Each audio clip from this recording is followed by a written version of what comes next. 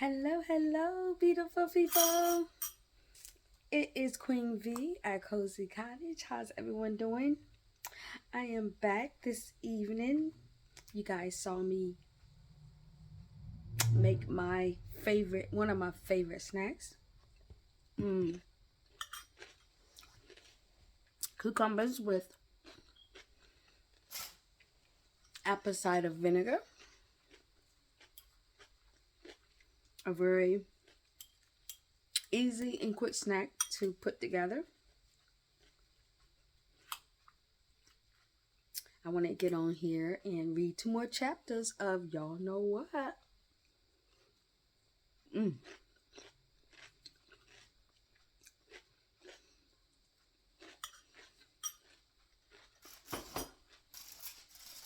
Y'all know what?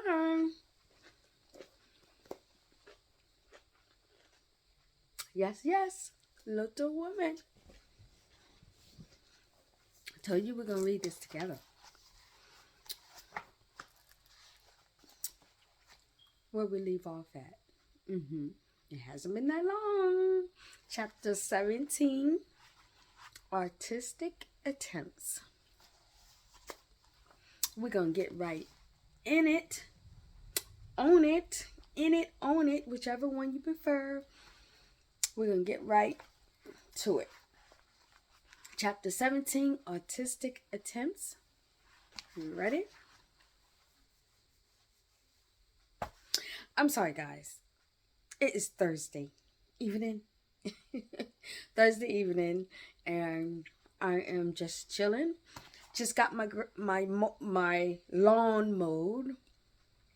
The person who comes to mow my lawn just mowed my lawn. It looks really good. And I decided just to read a couple more chapters of Little Woman for you guys, because we're going to read this whole book. And we don't have too many more chapters to go. And it's getting good, so I want to keep it up. And I'm eating my little favorite snack, as you guys see. And it's just going to be a little short evening with you and I. It takes people time to learn the difference between talent and genius, especially ambitious young men and women. Amy was learning this distinction through much tribulation, for in mistaken enthusiasm for inspiration. She attempted every branch of art with youthful audacity. For a while, she tried pen and ink drawing, which she was very good at. Then she tried poker sketching and had the whole family wondering if they would wake up with the house on fire. Then she chose oil painting. Charcoal portraits came next. Softened into crayon sketches, they did better. Then she went back to clay and plaster. Then Amy started sketching from nature. She caught cold sitting on damp grass. She got tan floating on the river in the sun to study light and shade, and got a wrinkle over her nose trying to get the perspective right. My lady, as her friends called her, really wanted to be a genuine lady. She was one, naturally, but had yet to learn that money cannot buy breeding.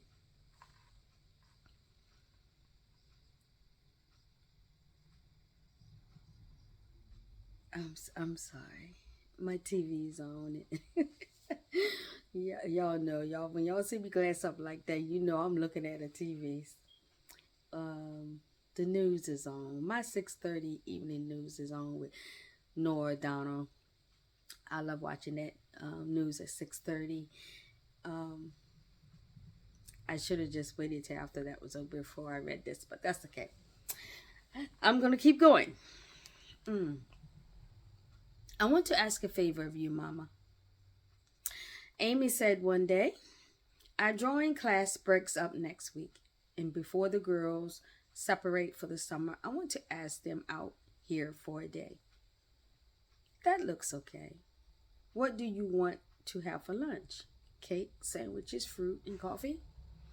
Oh no, we must have cold tongue and chicken, French chocolate, and ice creams. The girls are used to such things, and I want my lunch to be more proper and elegant. Mrs. March knew that experience was an excellent teacher. Very well, Amy. If your heart is set upon it, I say no more. The invitations were sent. Nearly all the girls accepted, and the following Monday was chosen for the grand event. Having made up her mind what to do, Amy went about doing it no matter what. On Monday morning, it drizzled a little, shone a little, blew a little, and the weather was in an undecided state, which was exasperating. Amy was up at dawn, rushing about and waking everyone up. The lunch looked good. Everyone seemed ready to play their part. Then she waited. At 11, it rained, and at 12, none of the girls had come. At 2, the exhausted family sat down to eat. The next day, only one girl, Miss Elliott, arrived. Amy was quite calm and cordial to the guest who had kept her promise. The rest of the family played their parts equally well, and Miss Elliott had fun. The lunch was eaten. The studio and garden visited, and art was discussed with enthusiasm. Amy ordered a buggy and drove her friend about the neighborhood till sunset. After her friend had left, Amy came back to the house. Everything had been cleared up. I'm very sorry you were disappointed, dear, but we all did our best to satisfy you, said Mrs. March. I am satisfied. I've done what I undertook, and it's not my fault that it failed, said Amy. I thank you all very much for helping me, and I thank you still more if you won't mention it for a month at least. Oh my. Okay. Chapter 18. Literary lessons. Sound like she was a little disappointed. Okay. Fortune suddenly smiled upon Jo. She had just recovered from a bout of writing when she went for a lecture on the pyramids. On her right side of board, reading a newspaper. It was a set of pictures, a melodramatic illustration of an Indian in full war costume, tumbling over a cliff with a wolf at his throat, while two angry young gentlemen with very small feet and big eyes were stabbing each other close by, and a woman was flying away in the back garden with her mouth wide open. The boy saw her looking and offered her half his paper, saying, "Want to read it?" Jo accepted with a smile and soon got involved in a story of love, mystery, and murder. "Prime, isn't it?" asked the boy. "I think you and I could do as well as that if we tried," returned Jo. "I should think I was a pretty lucky chap if I could. She makes a good living out of such stories, they say." Jo took down the address of the paper, having decided to try for the $100 prize offered for a sensational story.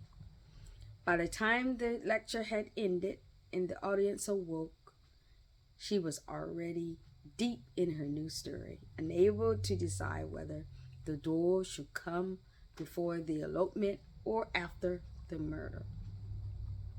She started work the next day. Her story was full of desperation, set in Lisbon and ended with an earthquake. The manuscript was sent off. 6 weeks later, when she had almost given up hope, a letter arrived. She opened it. A check for $100 fell into her lap. She appeared at the table with the letter in one hand, the check in the other, announcing that she had won the prize. Everyone was thrilled and praised the story. Her father told her that though the language was good, the romance fresh. Wait a minute, I'm sorry. Her father told her that though the language was good, the romance fresh and hearty, and the tragedy quite thrilling. He also shook his head and said, "You can do better than this, Joe. Aim at the highest and never mind the money." Joe started working on more stories. The Duke's Daughter paid the butcher's bill. A phantom hand got them a new carpet, and the Curse of the Coventrys bought the family groceries and gowns. Oh, Joe is writing up a storm. She's a good writer. That is chapter 18, guys. That is 2 chapters. It's getting better and better. Next up, chapter 19, Domestic Experiences. Chapter 19, remember that. Domestic Experiences. That's what's next. So, probably tomorrow, I see you guys. So we can read a couple more, maybe 2 or 3. Maybe 3 this time. We'll see, because it's getting good. Thank you guys for listening. Thank you for watching. I'm going to get ready to finish watching this news and finishing up. Well, I'm not going to finish up. I'm going to eat some more of my snack, my cucumber and apple cider vinegar.